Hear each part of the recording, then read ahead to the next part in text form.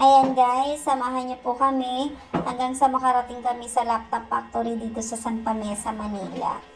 Ayan. O, diba? Sumakay lang po kami ng jeep, hindi po kami nagmotor.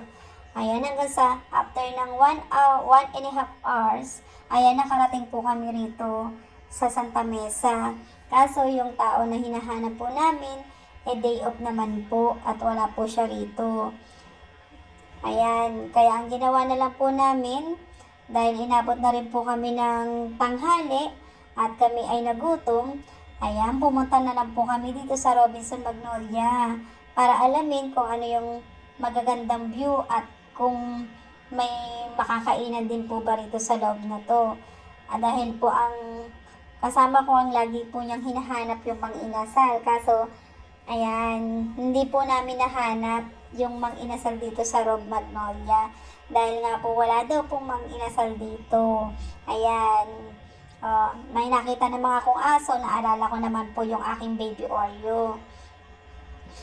Ayan, umakyat na po kami. Baka sakaling doon may fast food. Ayan po. Nakita namin ang giant Christmas tree nila. Diba ang ganda? Diba? Ayan po. After po nito, ayan, ang nahanap po namin, hindi po mang-inasal, kundi si Jollibee. Ayan po. Bida ang saya dito sa Jollibee. Ayan. Naghihintay na po kami ng aming order. Maya-maya, ayan na po siya. Charan! Ayan. Diba? Sa sobrang gutom namin, ayan na pong order namin. Ayan. Kain po tayo guys. Ayan po. At nakauwi na nga. Ay, hindi po pala. Ayan, napunta na po kami dito sa Gateway.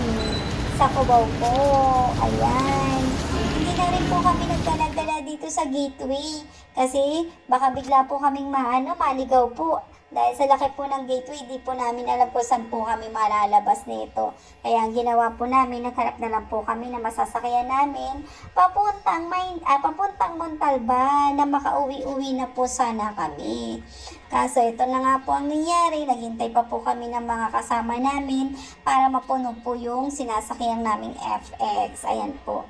Sabi ko nga kay kuya kung gusto niya ako na lang mag-drive para makauwi-uwi na kami. Kaso hindi po pala pwedeng at naipag-isipan ko na hindi po pala ako marunong mag-drive ng 4 wheels. Hanggang 2 wheels lang po ako. Ayan po. So, ayan na po. Sa tagal po ng biyahe. Ayan. Halos natulog na po kaming dalawa. Ayan. Una pong natulog siya bago ako. Ayan po. Tapos nung nagising kami, nandito pa rin po pala kami sa San Mateo. Ayan na po. Subscribe, like, and share.